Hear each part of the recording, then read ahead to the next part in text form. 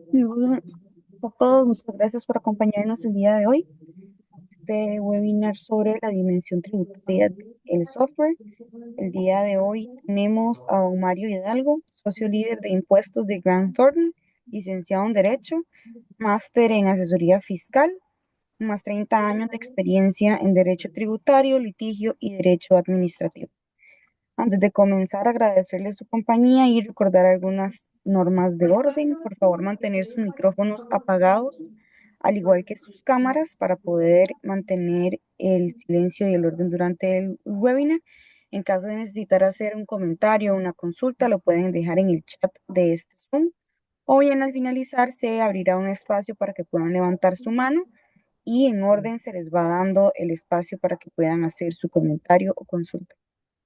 Muchas gracias y le damos el pase a don Mario.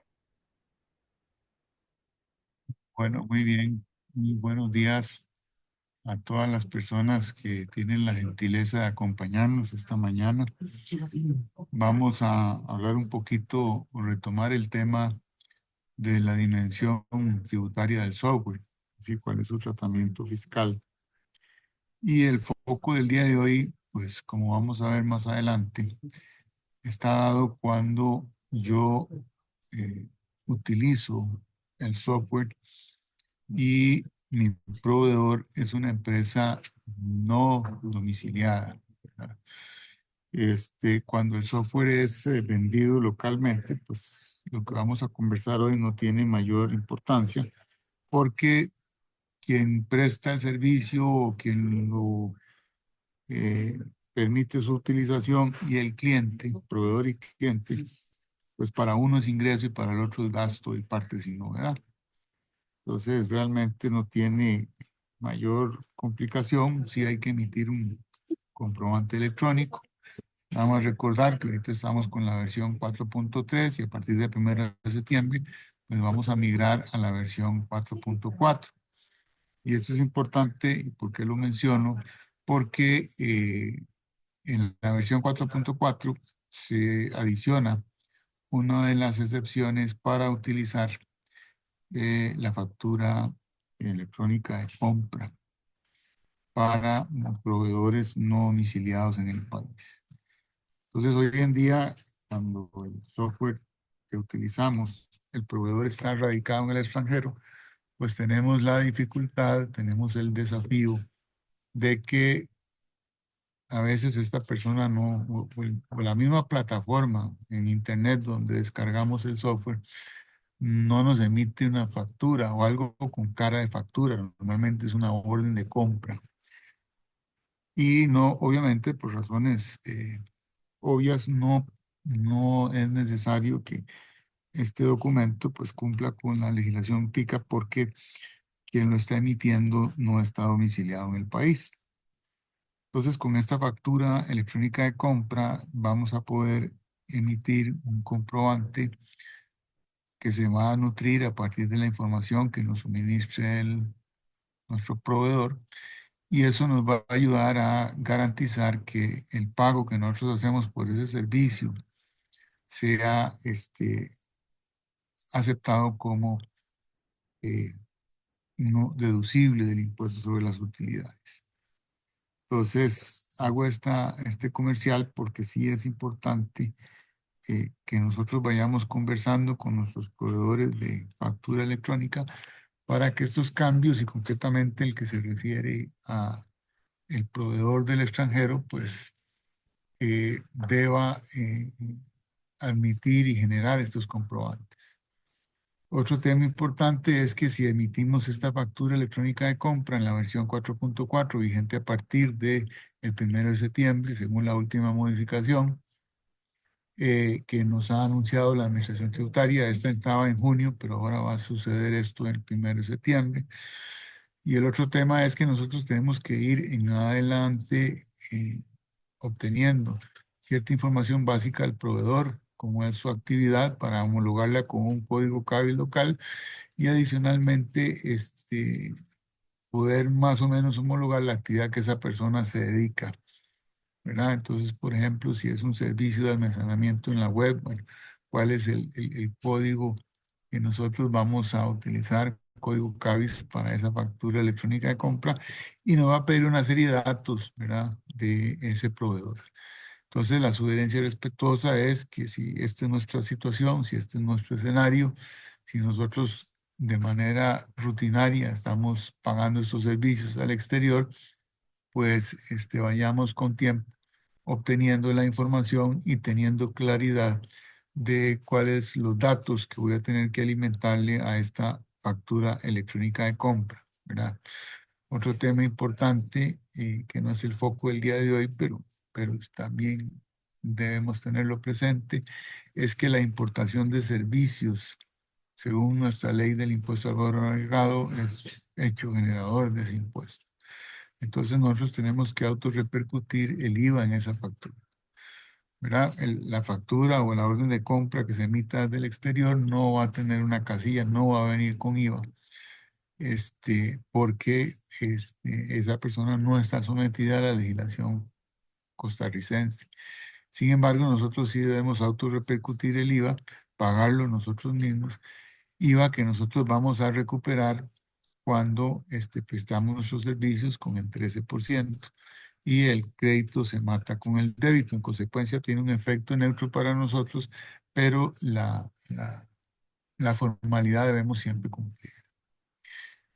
Ok, entonces eché esos dos comerciales previos porque son temas que son de reciente suceso, pues tenemos que tenerlos en el radar y si somos importadores de este tipo de servicios, debemos tenerlo en cuenta. La factura electrónica de compra no aplica en el caso de proveedores del extranjero a la importación de mercancías. En ese caso, bajo ese supuesto, sigue permaneciendo como documento válido la declaración uniforme aduanera, el DUA, ¿verdad? Como lo conocemos, y eso va a seguir gobernando la transacción. Esto que he comentado únicamente aplica para servicios, el cual sería el caso de la utilización de un software que sea considerado prestación de un servicio desde el exterior. Entonces, por eso vamos a repasar un poquito cuál es la naturaleza jurídica del software, ¿verdad? Qué es lo que se entiende desde una perspectiva legal sobre los sistemas lógicos, programas de cómputo o software en inglés.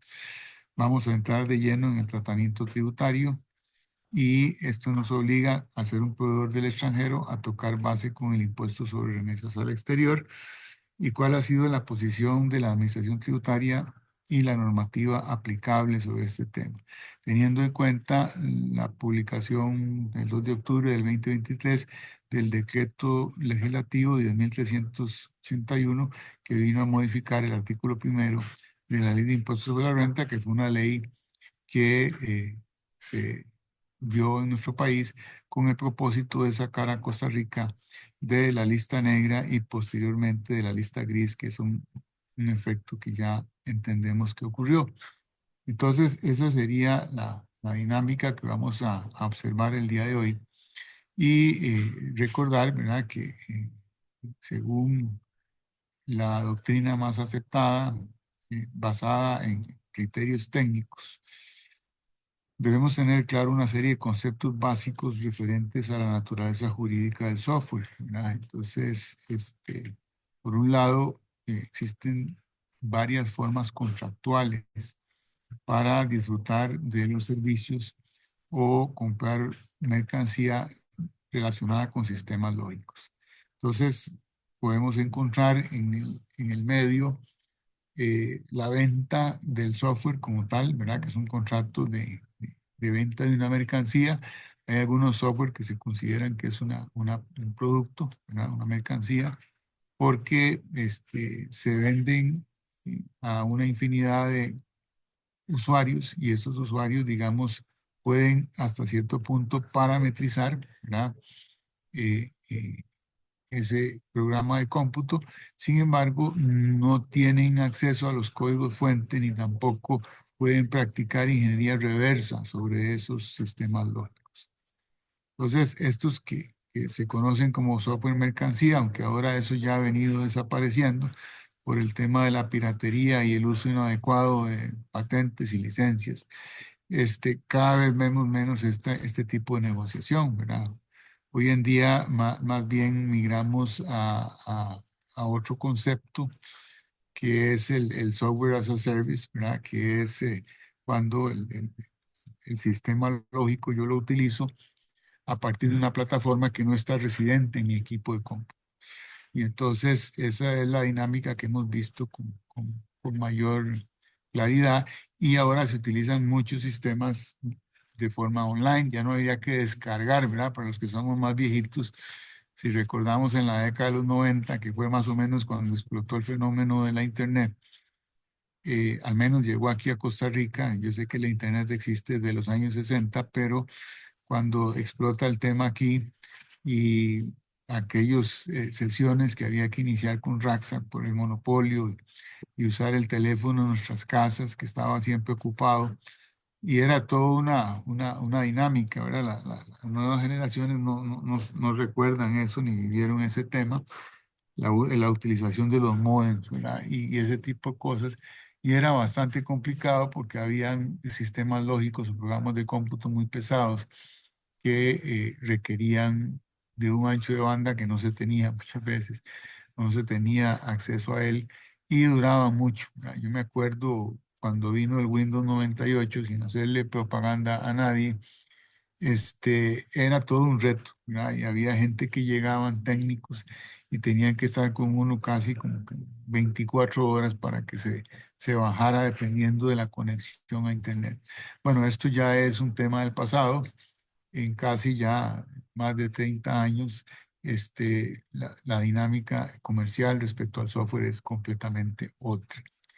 Y entonces también ocurre o resulta también que algunas personas pues son desarrolladores de software y adquieren, ¿verdad?, la titularidad de algunas herramientas y algunos lenguajes con el propósito de desarrollar otros productos. Y entonces aquí ocurre otro tipo de negociación que es la cesión de la propiedad intelectual, ¿verdad? Que es cuando el proveedor le transmite a su cliente la posibilidad de tener acceso a los códigos fuente, de hacer ingeniería reversa, entre otras operaciones, y entonces prácticamente yo utilizo esos partes del lenguaje o esos códigos para producir otros desarrollos informáticos. Entonces, para recapitular, tenemos el software mercancía que normalmente se vende, el software que es un desarrollo o servicio a la medida, ¿verdad? Y tenemos el proveedor local o foráneo, ¿verdad? Y ahí es donde este tema se vuelve complicado porque normalmente en cualquier transacción relacionada con el software hay un licenciamiento o cesión de derechos. Entonces, esto es lo que, digamos, ha complicado, por decirlo de alguna manera, este tema en nuestro país. Y repito, el foco nuestro va a estar puesto en este escenario, que es cuando el proveedor es foráneo. Cuando es local, parte sin novedad, ¿verdad? Para unos ingresos, para otros gastos. Y fiscalmente, pues no hay mayores consideraciones. Sin embargo, cuando viene el software del extranjero, especialmente el software servicio, considerado como un servicio, software as a service, es el término que se usa normalmente. Ahí tenemos una situación especial porque por una parte tenemos el tema del IVA y por otro tenemos el tema del impuesto de remesas al exterior. Recordemos que nuestra ley del impuesto sobre la renta es una ley que regula varias cédulas impositivas al mismo tiempo, siendo una de ellas el impuesto de remesas al exterior, que es el impuesto de renta que paga el no domiciliado que obtiene una renta de fuente costarricense. Entonces, ese impuesto tiene la particularidad de que debe ser aplicado y retenido por quien paga el servicio, ¿no? No es el otro señor, no es el proveedor el que va a venir a Costa Rica a pagar un impuesto, sino que va a ser el receptor quien está llamado obligatoriamente a practicar la retención si es que corresponde, porque se considera que su pago de renta fuente costarricense, y entonces yo debo hacer esta erogación y debo retener en la tarifa del impuesto que corresponda y enterarla al fisco. Si yo no hago esta operación, además de que me convierto en deudor de ese impuesto, el gasto deducible no resulta aceptado por la administración tributaria, si yo lo hago deducible. Entonces, aquí nos vamos a enfocar en esta dinámica, ¿verdad? Que vamos a conversar a partir de este momento. Entonces, repito, de aquí en adelante vamos a hablar de la prestación del servicio de software cuando el proveedor es extranjero.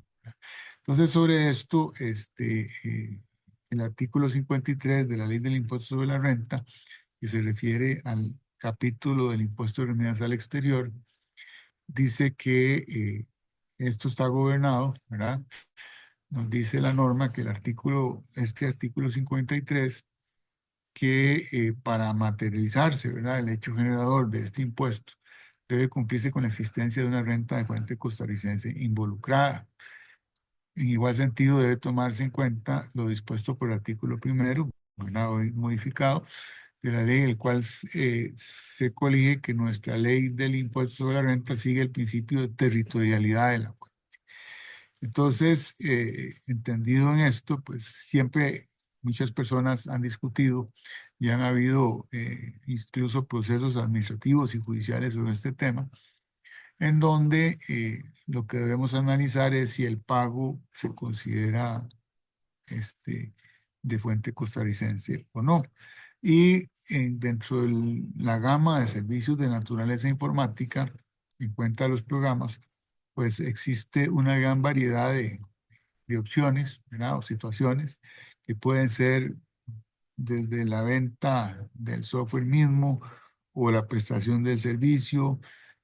Pueden haber servicios de instalación, pueden haber servicios de capacitación, ¿verdad? Relacionados con este tema, y en consecuencia pueden haber labores de la producción de ese software extranjero que se den en territorio costarricense, sobre las cuales no habría ninguna duda que estarían sujetos al, al impuesto sobre remedios al exterior.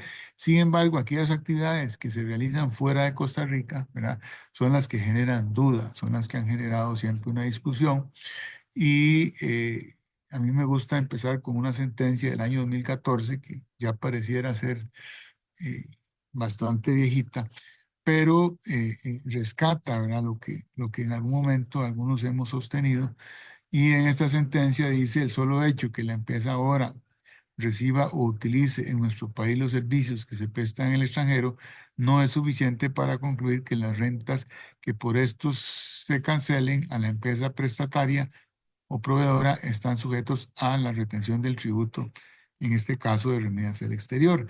Entonces, esta sentencia dice que no bastaba, no basta, ¿verdad? Desde el año 2014, que yo recibiera el software estando en Costa Rica para que se manifestara o naciera a la vida jurídica el hecho generador del impuesto de remedios al exterior. Sin embargo, la administración se ha apartado de esta sentencia. Recordemos que la jurisprudencia en nuestro país no es vinculante, solo la de la Sala Constitucional, menos para sí misma. Y en consecuencia, pues la administración, hemos visto desafortunadamente, hace suyos criterios judiciales cuando le convienen a su posición, y cuando no, pues los descarta, ¿verdad?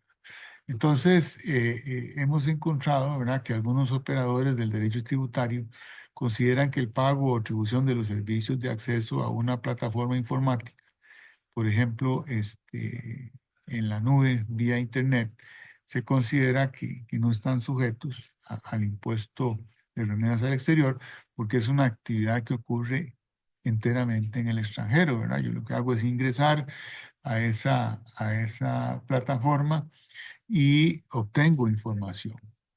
Eh, entonces, algunas personas han discutido o consideran que debe tomarse siempre en cuenta el lugar de donde se prestan y se reciben esos servicios, si se sitúan los bienes fuera o dentro de nuestro país, y si eso hace verdaderamente que el pago de esos servicios se pueda considerar renta de fuente costarricense o no, y por ende afecto al impuesto.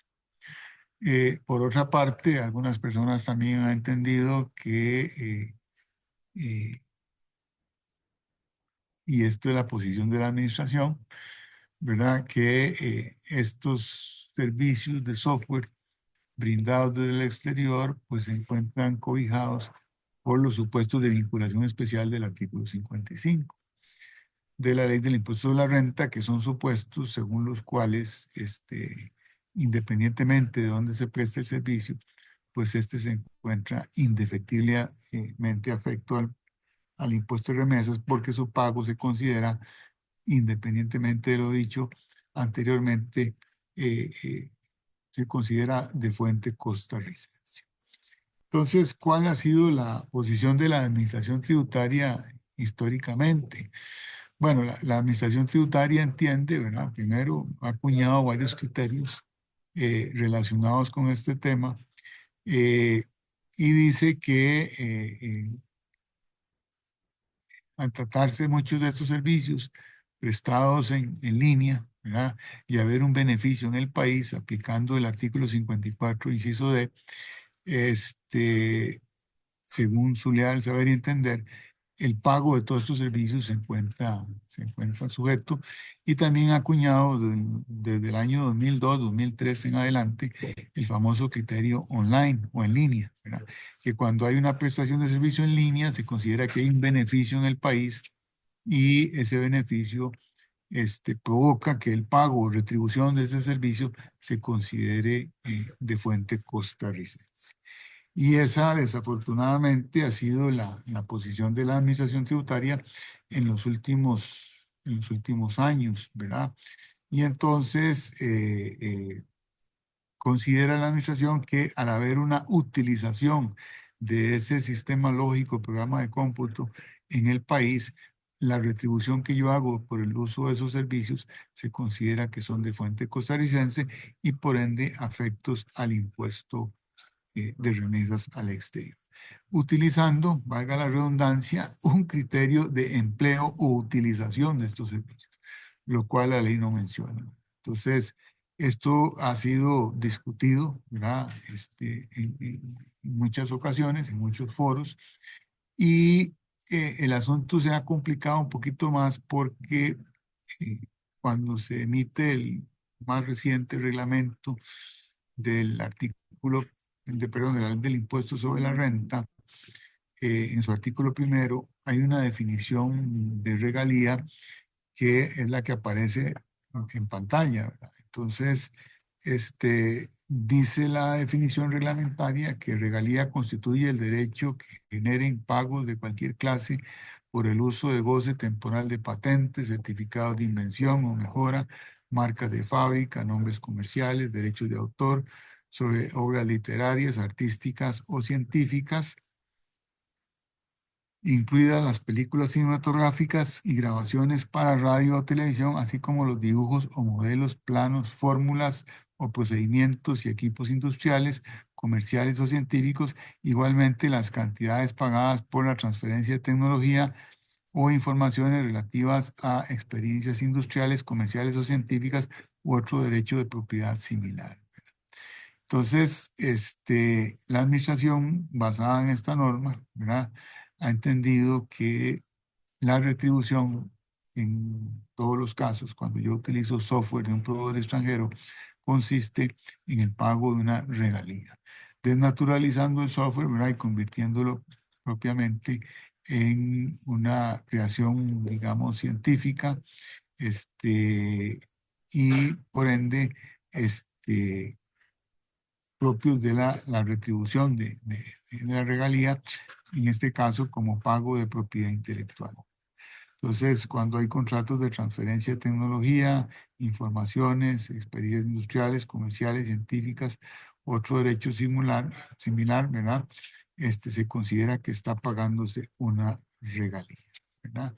Y entonces, asimismo, Dice el uso o goce temporal de derechos de autor sobre obras científicas, incluyendo la de los programas o conjuntos de instrucciones para computadoras requeridos para los procesos o operaciones de los mismos o para llevar a cabo tareas de aplicación con independencia del medio por el cual se transmite.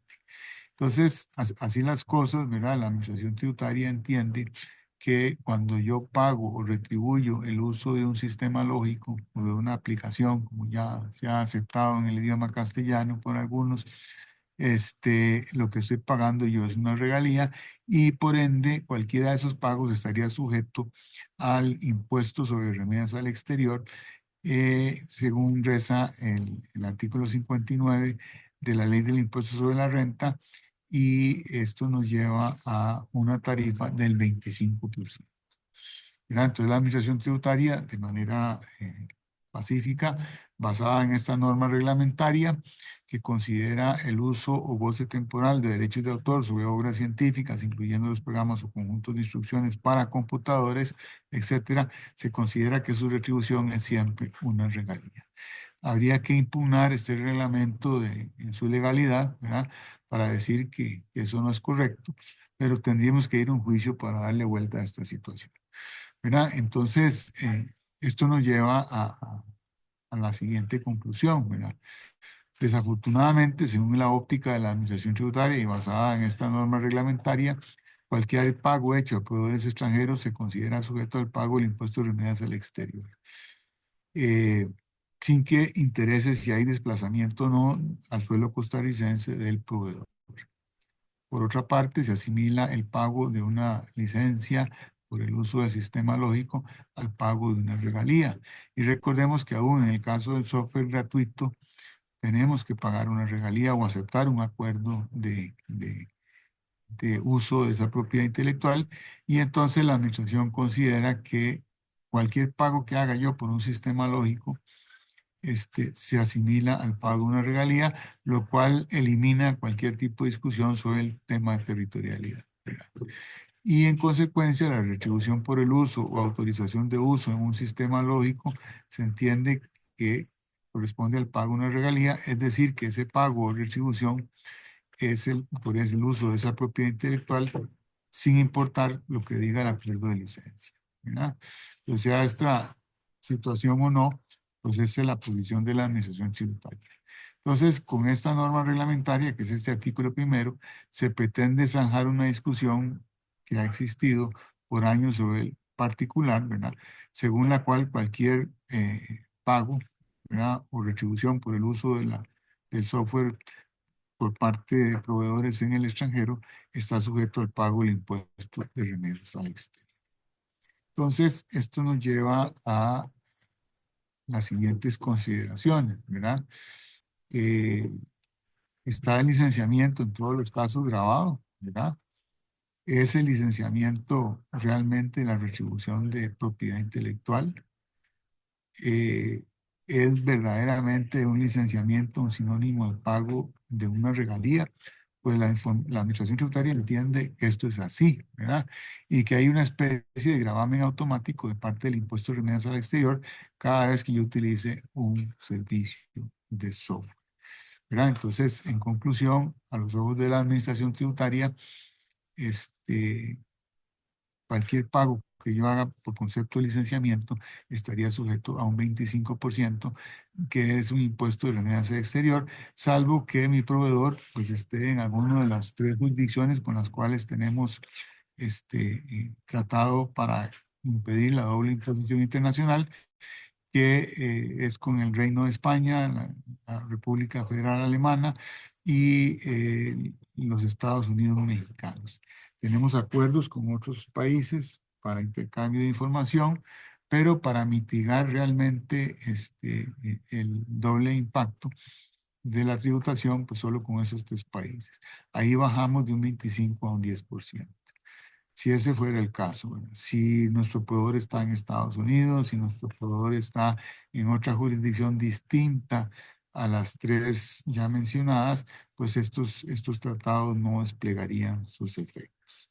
Entonces, la administración entiende si hay un licenciamiento, hay el pago de una regalía y el pago de esa regalía, perdón, está indefectiblemente sujeto al impuesto sobre remesas al exterior. Ahora, no podemos pasar por alto que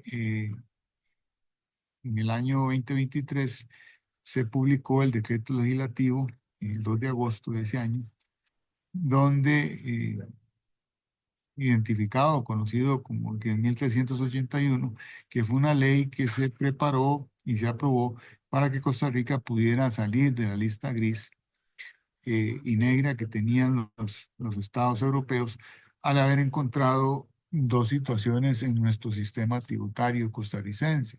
Número uno, ¿verdad? Que la ley decía una cosa sobre territorialidad y los tribunales y la administración tributaria entendían otra.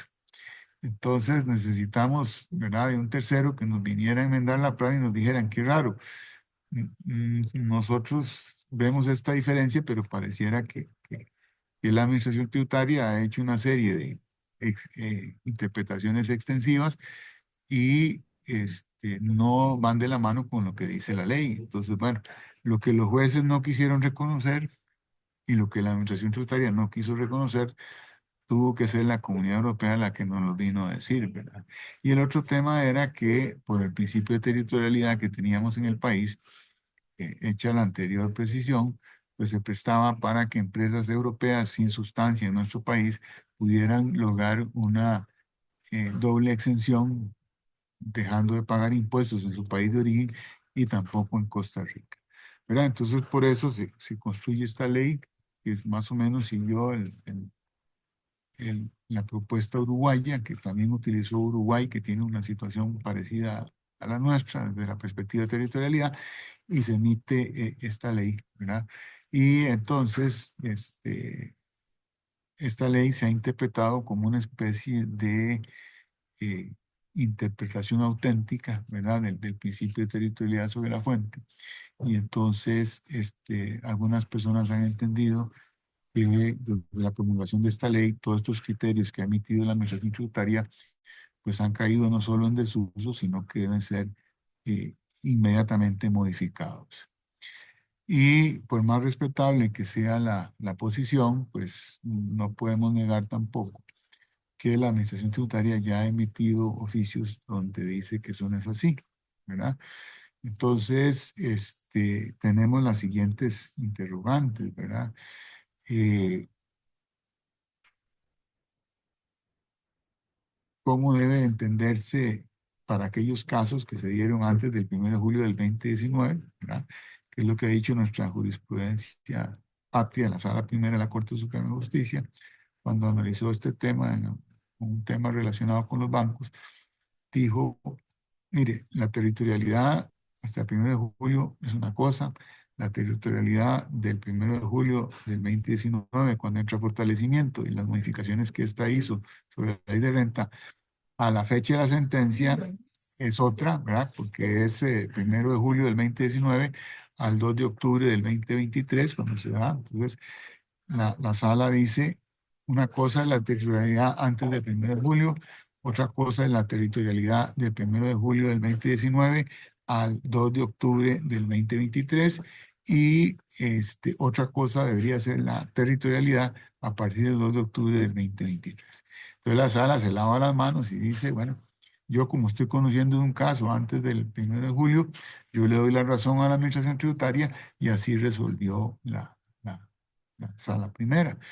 Pero no tenemos jurisprudencia de casos que se refieran del 1 de julio del 2019 al 2 de octubre, ¿verdad? Y mucho menos del 2 de octubre en adelante. Entonces, esta es la gran interrogante, ¿verdad?, que existe sobre el particular y los mismos órganos jurisdiccionales han dicho o han dividido, digamos, el tema de la territorialidad para añadirle un pelo a la sopa, estas tres estadios diferentes. Entonces, las preguntas son las siguientes, ¿verdad? ¿Afecta por igual a todas las cédulas el decreto legislativo de 10.381? Pues algunos dicen que sí, eh, y otros dicen que no, ¿verdad? el asunto es ese, ¿verdad? Que por una parte, hay gente que sostiene que sí. Uno ha revisado las actas de la Asamblea Legislativa sobre el particular cuando se discutió esta ley y no habla nada sobre el ingreso al exterior. Entonces, es complicado. Por otra parte, la otra pregunta o duda que tenemos es esta nueva inclusión, de esta nueva definición de territorialidad afecta solo al impuesto sobre las utilidades, es decir, al sistema tradicional, o impregna también las otras cédulas. Afecta el capítulo 11, ¿verdad? Afecta el impuesto de remesas al exterior, que esto es lo que habría que revisar, ¿verdad? Y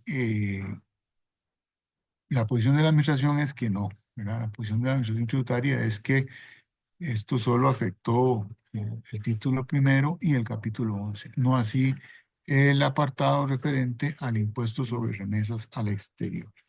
Esta parte entiende, repito, la administración tributaria no se vio modificada por este decreto legislativo y por eso es que la administración tributaria a la fecha sigue entendiendo, ¿verdad? De que lo que ha acuñado él, los criterios sobre el servicio online, sobre el tema del reglamento de las regalías y todo lo que hemos mencionado, se mantiene incólume a la fecha. No existe todavía, o no conozco yo, una sentencia que venga a zanjar esta diferencia judicialmente, basado en lo que ya dijo la Sala Constitucional. Por ahí anda un proyecto de ley que no ha pasado a ser proyecto, que pretende gestionar esto como una especie de interpretación auténtica. Pero, ¿por qué? Porque en el caso de una interpretación auténtica, pues lo que hace esta ley, cuando se refiere a otra ley anterior, es que el significado de esa ley desde el día uno fue este, y no aquel o aquel otro que dice la gente. Entonces, tenemos una discusión abierta todavía sobre el impuesto sobre la renta versus el impuesto de remesas al exterior. Estos impuestos son excluyentes entre sí, o es uno o es el otro, no se pueden aplicar al mismo tiempo. Eh, el impuesto sobre la renta tiene como principio medular, no lo podemos discutir, el principio de renta de fuente costarricense. Esto significa que solo los ingresos generados en el territorio de la República pues están afectos. Eh, Ahora, en el caso del impuesto sobre remesas al exterior, la dinámica es un poquito diferente porque hablamos no de ingresos generados en el país, sino que si los pagos hechos, ¿verdad? Son de renta de fuente costarricense. Y esta importancia es muy importante, esta distinción es importantísima, perdón, porque no hablamos de la actividad, sino que hablamos de si el pago constituye o no renta de fuente costarricense. Este es un detalle que lo separa un poquito. Y entonces, ¿qué pasa, verdad, con los criterios de la administración tributaria, los criterios online, los criterios que se han emitido sobre el software, los criterios que se han emitido sobre regalías? Hay que revisarlos, hay que volverlos a emitir. Bueno, la conclusión es que la administración entiende, ¿verdad?, que esto no ha cambiado, que esto se mantiene igual, que si los visitan a ustedes y le hacen una actuación fiscalizadora, pues entonces tendríamos que enfrentar un ajuste, ¿verdad? La discusión no va a ser pacífica, la administración nos va a cuestionar, ¿verdad? Si nosotros entendemos esto de manera diferente. Entonces, esa es la conclusión eh, al final del día, ¿verdad? De este tema. Entonces, voy a darme a la tarea de revisar eh, los que hace puesto en el chat y la grabación de esta charla va a ser subida al canal de YouTube de Camtic y hay espacio para consultas, que es el que vamos a abrir. Eh, y la primera pregunta es de doña Carolina Campos, que dice, gracias, mi consulta es, ¿qué pasa si yo le brindo un servicio a un cliente en Estados Unidos, pero me depositan aquí? Bueno, aquí es un escenario diferente, ¿verdad? Aquí es una persona domiciliada en el país prestando un servicio. Ese servicio, claro que se graba, no está sujeto a remesas al exterior, porque yo no estoy pagando nada de un proveedor de afuera, sino la pregunta aquí debería entenderse si lo que yo me gano por prestar ese servicio al extranjero es una exportación del servicio, ¿verdad? ¿Estaría sujeto a renta? Sí, pero no aplica impuestos de remesas al exterior porque no es un pago foráneo. Aquí la pregunta es si yo estoy sentado en Costa Rica y brindo un servicio a un cliente en Estados Unidos, aquí la retención costarricense no aplica. Lo que habría que analizar es si ese pago que recibe el cliente en Estados Unidos sería objeto de algún tipo de retención en la Unión Americana. Yo no pretendo ser experto en materia de legislación norteamericana, pero he aprendido, producto de la experiencia, que si usted presta servicios del extranjero y le demuestra a la Administración Tributaria que usted no ha prestado ese servicio en territorio norteamericano, no hay retención de parte de los Estados Unidos de América, ni en impuestos federales ni en impuestos estatales. Entonces, esa es para responder esa pregunta. Dice, a partir del 1 de septiembre, el impuesto sobre remesas al exterior se debe aplicar sobre el monto total de la factura de compra de no domiciliado, incluido el IVA que debemos incorporar según la actividad. No, el IVA es un tema local. Muy buena pregunta.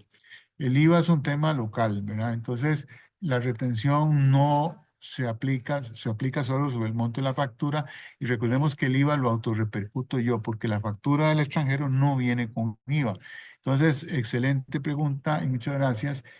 No se debe sumar, no suma, ¿verdad?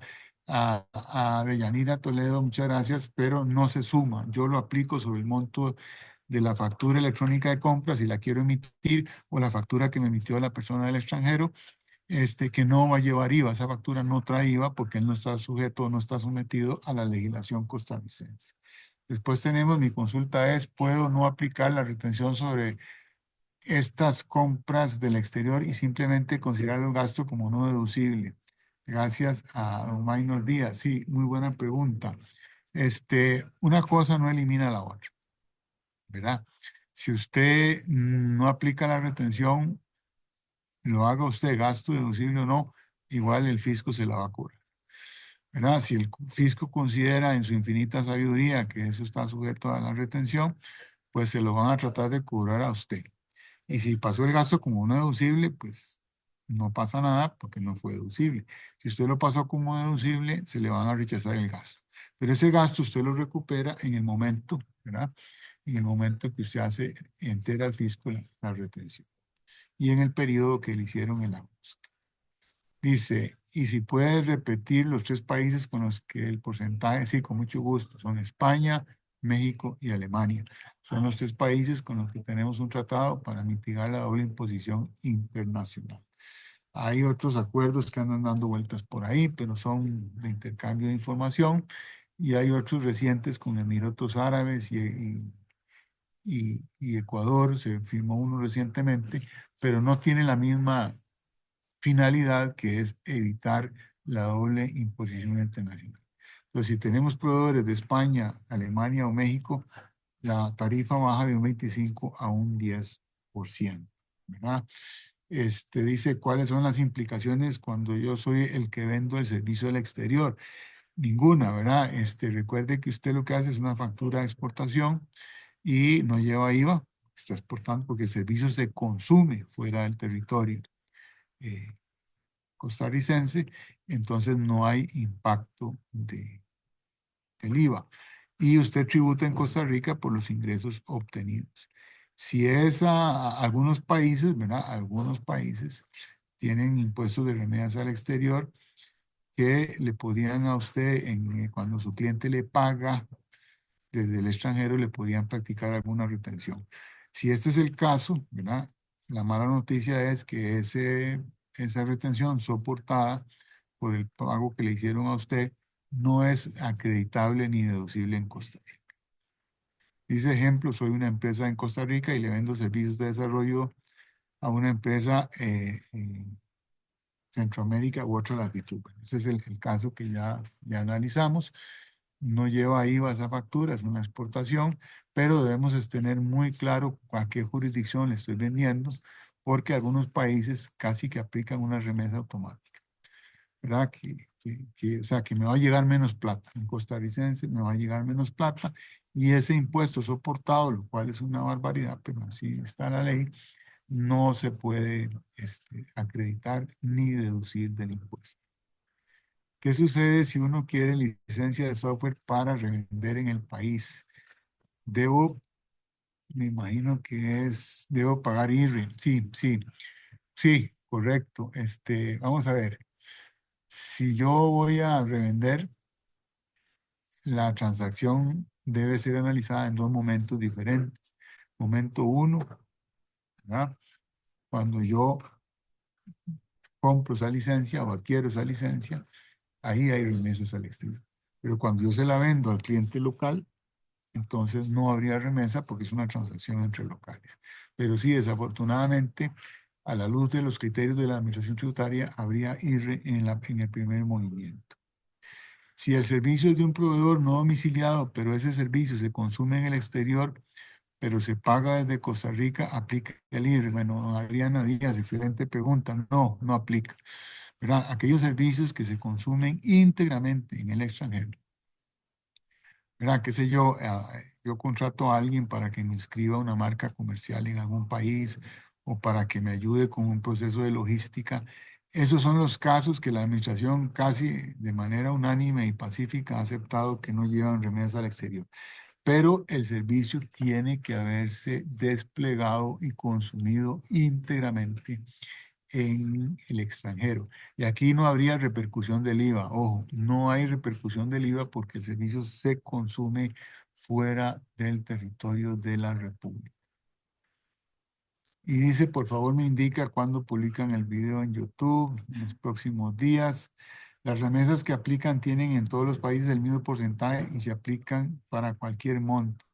No, no, don Edgar, no. Las remesas son diferentes, varían de cada jurisdicción. Eh, ahora, en Costa Rica, el artículo 59 contiene los diferentes supuestos que van desde el 5,5% hasta el 30% y las telenovelas con un 50%. Entonces, dependiendo del servicio, dependiendo del concepto que yo esté pagando desde Costa Rica, la remesa va a ser diferente, el porcentaje. Y eso tengo que revisarlo a la luz de lo que dice el artículo 59 de la ley del impuesto sobre la renta. Muy bien, esas son las consultas que aparecen o han aparecido hasta este momento en el chat. Y yo quedo también a sus órdenes para atender cualquier otra consulta adicional. Me lo pueden hacer llegar a través de la cámara. Esta presentación se les va a compartir a ustedes y igual quedo a sus órdenes si les quedó alguna duda o algún otro tema en el tintero. Recuerden, aquí yo puedo tener a modo de conclusión una posición optimista de persignarme y jugármela, ¿verdad? U otra es eh, aceptar la posición de la administración de manera pacífica o bien pagar y después pedir la devolución y ponerme los guantes de boxeo. Pero eso sería la dinámica que teníamos para el día de hoy. Agradecer mucho la participación de todos ustedes, las preguntas, la gran mayoría, por no decir todas, muy atinadas, excelentes preguntas y me ayudaron a referirme a aspectos que no estaban eh, en el material, pero que no dejan de ser relevantes, ¿verdad? Y recordar también que el 1 de junio, al menos a hoy, tenemos entendido que entra Tribu CR, ¿verdad? Que es la nueva plataforma de impuestos, y que ya se están publicando las nuevas resoluciones, ya se están publicando los nuevos formularios, ¿verdad? En guerra avisada no muera soldado. Preparémonos para todo esto y seguimos a las órdenes y espero en un futuro cercano pues seguir utilizando esta plataforma a través de Camtic para llevarles temas de gran importancia a todos ustedes.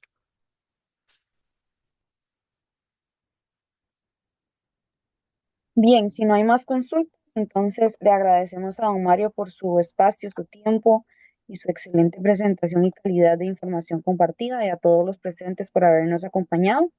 Nos vemos en un próximo webinar y esperamos que sigan participando de ellos. Muchas gracias y buen día a todos. Buenos días y muchas gracias.